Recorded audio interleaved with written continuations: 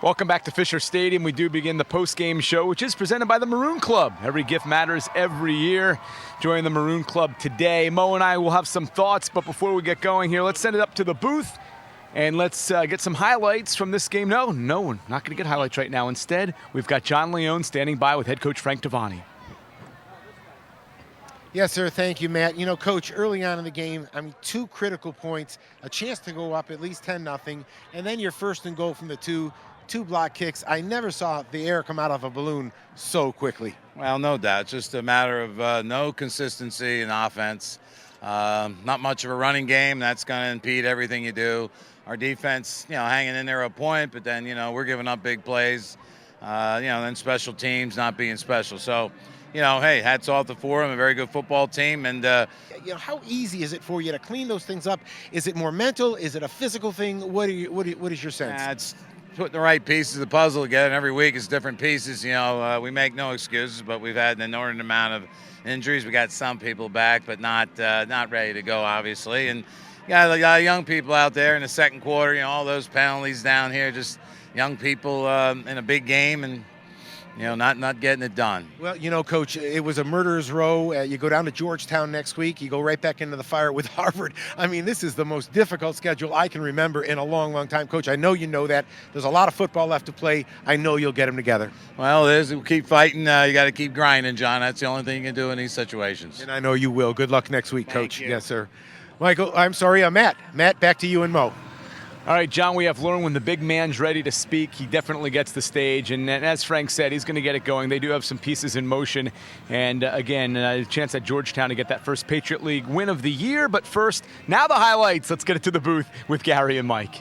All right, thank you very much. Mike Joseph is ready for what probably is going to be lowlights as we take a look at some of those. Here's Mike. It started off really well for Lafayette. They came out with energy, and that's what we talked about a lot of. And obviously, it started with a miscue from Fordham where they're going to throw the ball back across the field here, try to come up with their own big play. But Alex Merriman comes up with a bigger play for Lafayette and gets the football at the 10-yard line. One play later, you're going to see Deshaun Brown with some good speed to the outside. Deshaun's going to take it in. At that point in time, Lafayette led 7-0. They got off to a great start. A field goal attempt from the 25-yard line gets blocked by Stephen Hodge, and then that results in a touchdown. One play to the back of the end zone right there to Odom, and that's a 7-7 ball game. Right here, you're going to see just a burst. These were two untimed downs after two penalties from Fordham. This came right at the end of the first quarter, a 67-yard run by one of the best running backs in the league right there, Chase Edmonds. And then you're going to see a long throw down the middle of the field. This was a big play for Lafayette right as the end of the first half was going. A big penalty on Lafayette in the end zone. Pushed the ball back to a field goal attempt, another blocked field goal, and Frank's going to see from the same area between that tight end and the wing, and then Kevin Anderson took over, and he's going to throw this ball all the way down the field to Corey Cattle, and Corey takes it all the way 71 yards for a touchdown. That spread the lead to 28-7, and then a really productive drive got Chase Edmonds into the end zone again at 35-7. Lafayette here at, again, another chance to score, and Drew Reed, instead of continuing to the corner, he throws this ball across his body back into traffic, and that ball is going to be intercepted by Luke Medlock, and that really sealed it for Lafayette. But Frank touched on it, Gary. It's too many inconsistencies. It's a lot of young players playing, but at some point in time, there are no more freshmen. You're playing football. You have reps under your belt. Offensively, I was real disappointed with the way Drew played tonight. He was inaccurate with the football. He was good on the first series, but after that, he didn't make any plays. And their lack of running game, as Matt alluded to, their lack of running game puts too much pressure on the drop-back pass. When the ball is completed, it comes out of Drew's hands quickly. But when he has to drop back and survey the field, the receivers, again, don't have the tendency or the ability to separate, and the offensive line is too young, too many inconsistencies. Well, we hope over the next couple of weeks all of that improves. Mike and I will not be with you for Georgetown and Harvard. Georgetown on the Patriot League Network, the Harvard game on CampusInsiders.com, and I believe also the Patriot League Network. So we'll see you in 3 weeks. We hope you miss us. And here's Matt and Mo. Yeah, guys, we got to get that straightened out. I mean, I don't know who they're going to get to call Lafayette football on TV, but it's not going to be the same. Shame on somebody. I don't know who. Anyhow, back with Maurice Bennett, All-American linebacker here at Lafayette. And on the offensive side of the ball, I don't know what to make of it. They moved the ball. They had a lot of drives. It just bogged down in the red zone, kind of a recurring theme. What do you make of that with the offense that can move the ball but then stalls? I mean, this is a tough game here. You know, you got to get back to the X's and O's, starting off with the basics. You just wonder what's the complexity, or what does the game look like if we get those 2 field goals at the beginning, you know, and what does it look like if we convert one of those plays to touchdowns? You know, it's just a tough game for the Leopards today. Not much you can do other than go back, watch the film, and try and recover for next week. And that's kind of the theme. From your perspective, okay, look, you started 1-4, you're 0-1 in the Patriot League, but you started against the team that everybody thinks is going to win the Patriot League and maybe get a postseason berth.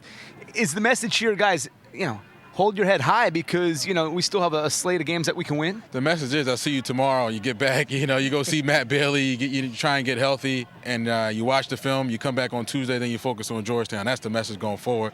You got to focus on your opponent that's in front of you.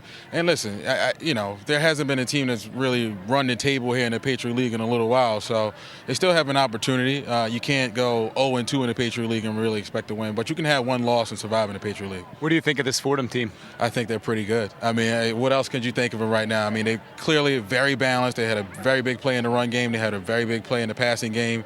Quarterback is pretty good. Transfer from a 1A program. Obviously, the running back is All-American status.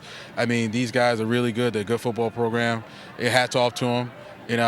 Best of luck going forward. Right now, we just got to focus on what we need to do to get better, and that's watching film, trying to get healthy, and focusing on our next opponent. Yeah, Mike Joseph had said earlier that he thinks Chase Edmond is probably a guy that'll play on Sundays, and boy, his shiftiness, his ability to get going very quickly was on display. Very good player. Well, it's going to be a while. We're not going to be back here at Fisher Stadium for a pregame show until Halloween. Hey, don't dress up as a linebacker in a Lafayette uniform. Frank might just throw you right in there. Unfortunately, fortunately, Brandon Bryant, he's actually a pretty good player, but he's wearing my number 33, so I think it's all taken, and maybe I can slide back to number 34. I don't know. We make something up. I'll take 63 at this point. Well, there could certainly be some things these guys could take from you, but again, they can watch film, try to get ready, and play very sharply next week down in Georgetown when they play game number 2 in their Patriot League schedule. Hopefully they'll get things turned around. You got to have faith in Frank Devani and his coaching staff to do just that.